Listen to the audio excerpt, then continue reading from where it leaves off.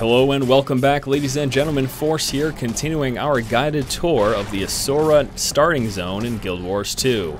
I am playing as an Asura Necromancer. We ended the last video killing some spiders, and that is actually exactly where we will be picking up here in this video.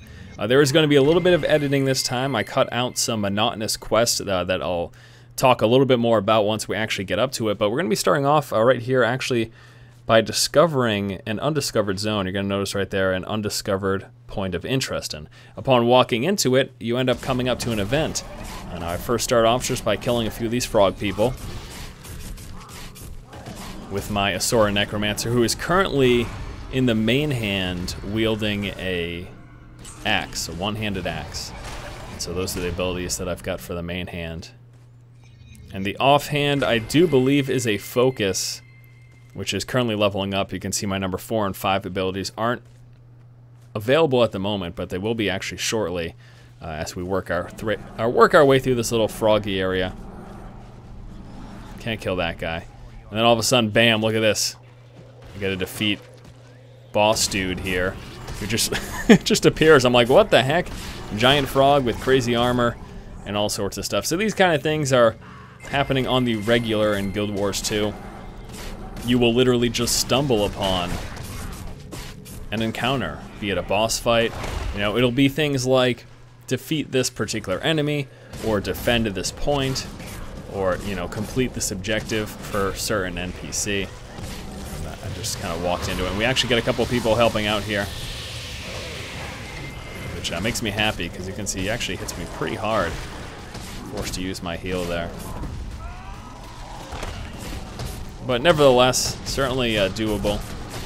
We're gonna take him out, complete the event, and reap our reward as a result. A little bit of XP gain there, as well as favor and some currency. And then also in the area, just above me, there is a skill challenge, which is the primary reason I walked over into this vicinity. But, you know, wanting to explore, I said, let me go up into this treehouse. Let's see what's going on up here, shall we? I had those Highland eating out of my hand, I tell you. It's a good thing I built up resistance. So a little bit of comedy there. The guy says he's built up resistance to poison, and he sounds drunk while doing so, clearly indicating his lack of resistance. So there it is. There is the skill point challenge. These are, you know, definitely things you want to get. For the obvious benefit, well, that you get a skill point, which you can use to unlock skills as you level up. So the first objective for me, whenever I see a situation like this, is, hey, let me take out some of these. Enemies on either side before I actually start the challenge. Get rid of as many obstacles as possible. And actually getting very close to the number 4 and 5 abilities becoming active. Switching forms there.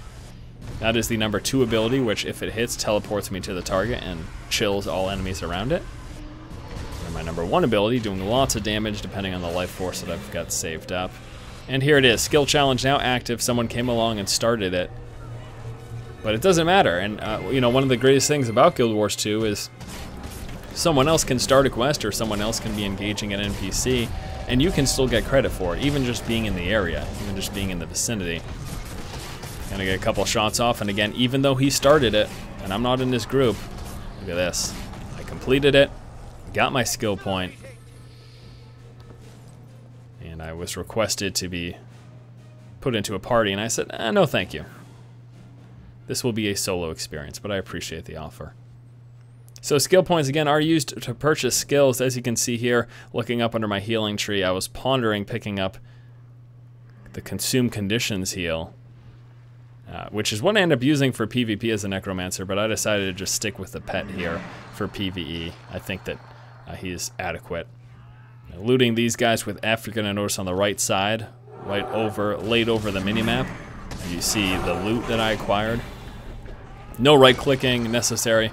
You can just run towards the vicinity of bodies that you've got loot for and just hit F, and then it's yours. And we just picked up Reaper's Touch.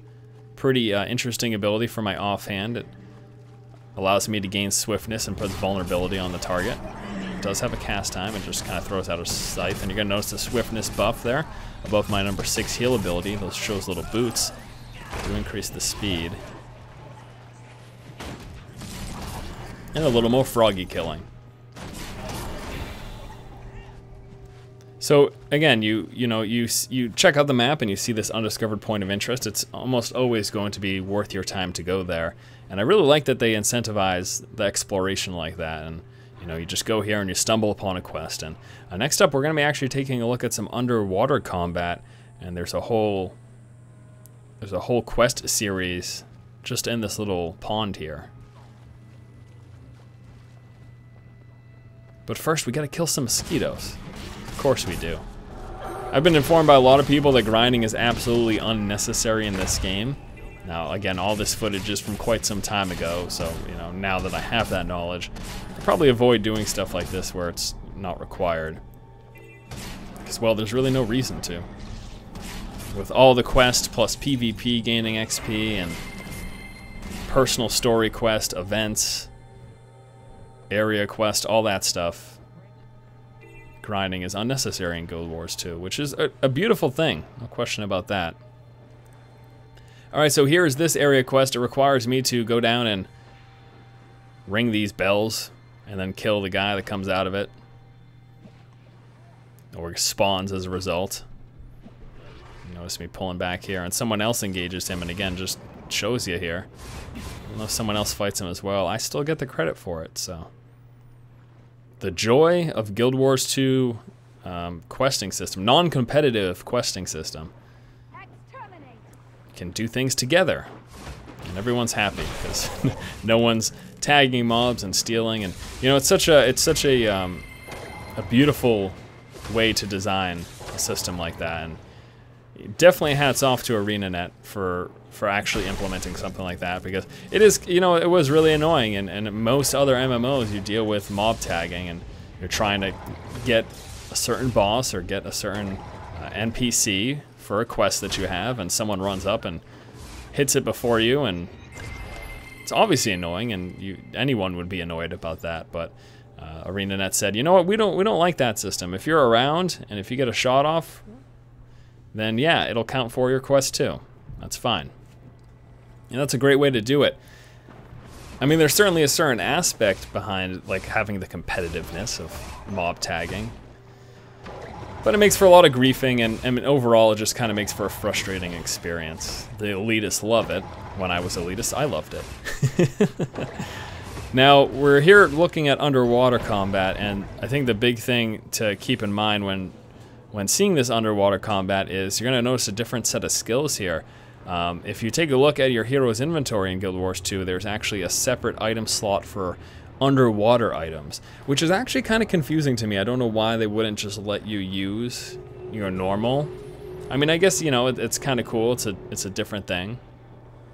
It's a different skill set, so it's kind of interesting, but I kind of just want to use the skills that I use on land, based on the weapons that I use on land. But they do have a separate system for underwater, and it requires the same thing as, on ground. You have this certain weapon type, and the more you use it, the more skills you unlock for it, until you eventually unlock them all. And right now, I do believe it was a harpoon that I was using for this. And this is the quest that got really monotonous, and we're going to notice actually a little bit of a fade there into later on. So I just kept going around collecting those bells, and then eventually this event spawned where we had to destroy these little tower things here. There were 3 of them total, and there was a lot of people in the area, so we were able to do it, but otherwise it could have been a little difficult. And you can see that area quest that I was working on prior, that progression bar is still going. I cut out about 10 minutes of footage there, which I was just still going around towards those little bell things and working my way up. This quest just took an abnormally long amount of time. Normally, doing those area quests, the progression bar goes up fairly quickly. I would say 10 minutes tops, but this entire stream of things took me, I think it was 20 to 30 minutes total. Between collecting all the bells, killing the things that spawn from it, and then again there was this that we're on here.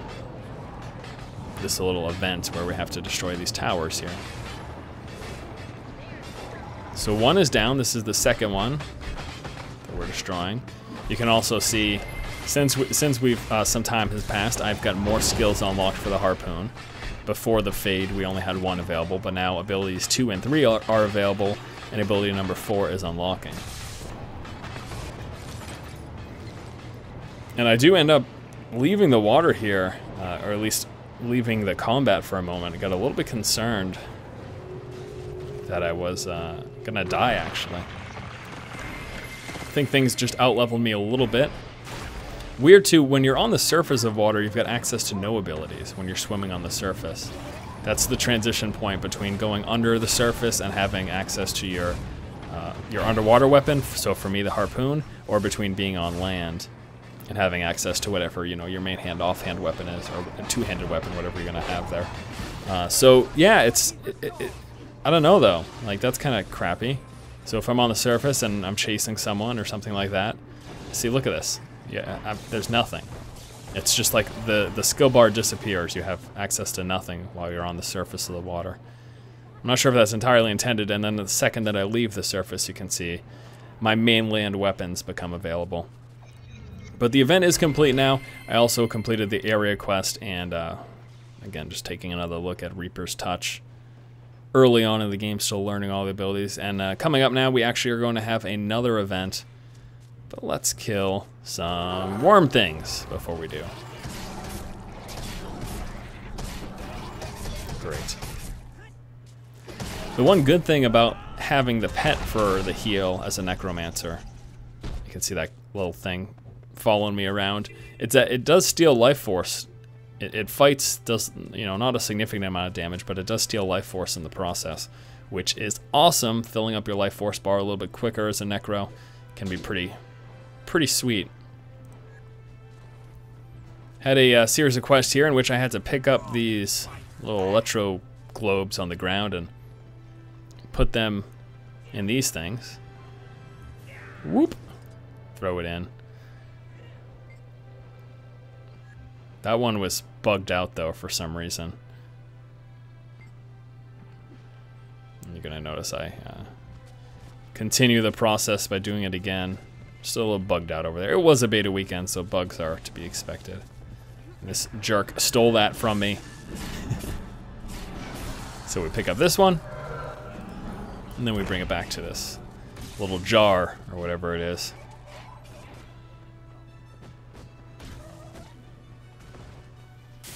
There we go. And we got another one here. Gonna dump that in there as well. That one's full, so we do this one. Why the heck is that? Why was that not working?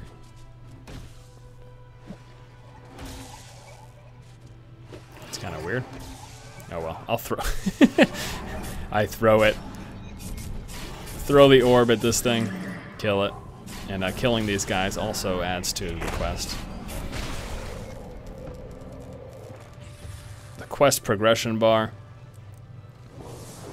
I was terribly confused at the start of this. I decided to just, and then every single one of these from henceforth worked fine, like without fail, without issue. I put it in, that guy spawns, I kill it, and then I repeat the process. I don't know why those two over there were just so bugged out, but I've got a bunch of these all over the place. Also, you're gonna notice walking by a few vendor NPCs. So this little area is also a hub where you can purchase things and sell things as well. Pick up another ball, go to the next jar, and we continue. But notice, I mean, look at this. Remember, you know, that underwater area quest that I was talking about. I cut out a good 10 minutes out of that. And look at how quickly this progression bar is going up. Now this is more akin to what I was normally seeing, so I don't know why that underwater quest was taking so very long in comparison to this one, or all other ones that I've experienced, but it just did. I don't know, I don't have a good explanation, it just did.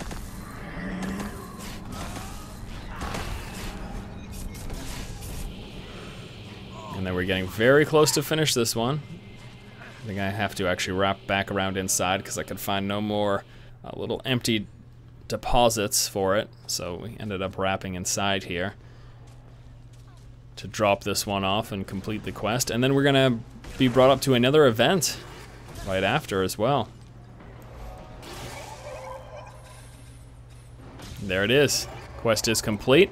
And you're gonna notice the event that now has just popped up. So if you just take it, whenever this happens, you just take an immediate look at the minimap. As soon as you see an area event pop up like that, take a look at the minimap.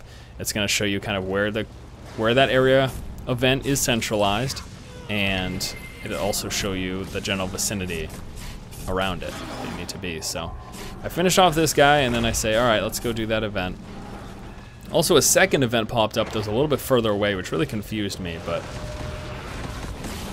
that just happens sometime. And I guess that's, you know, that'll happen on occasion, because if you walk anywhere near, I mean, look, it keeps popping up. If you walk anywhere near an event, it'll display for you just to let you know it's available. So you can run into a situation like this where there's literally, like, I've got 2 events going on. It's like, what? And the other one does dissipate. I don't even know if it pops back up again. See that ring of fire? I was placed down by an ally, and using projectiles, you can, you know, for example, have an archer firing certain bow attacks will actually ignite in flame as well. So there's this whole, like, cooperative system when it comes to stuff like that in Guild Wars 2, which is pretty cool. How abilities of various professions can interact with each other. Again, you see that ring of fire, so if someone were to fire through that, their projectiles could catch fire and do more damage as a result. It's pretty cool. Pretty cool indeed. Yes, indeed it is. And my number 5 ability for my offhand is just about to unlock. That ability is it's a slow. It applies a chill effect to opponents. It's a ranged attack as well.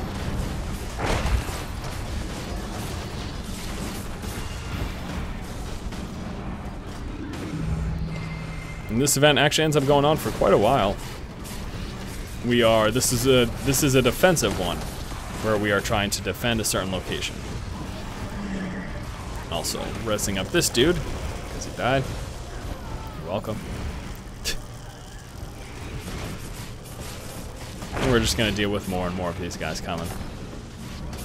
Wave after wave until it's complete with various stages of the wave. You know, it ends up with kind of like a big finale, defeat this person, sort of thing.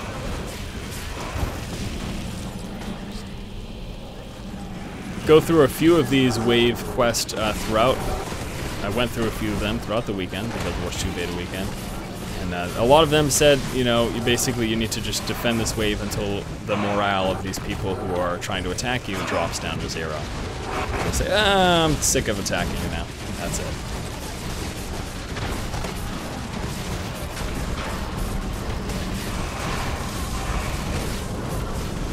And the number 5 ability is now available. In fact, I just used it. It's on cooldown right now. So you'll see when I use it again, it slows people, you know, good for stopping someone escaping, slowing someone down who's trying to chase you, all that fun stuff.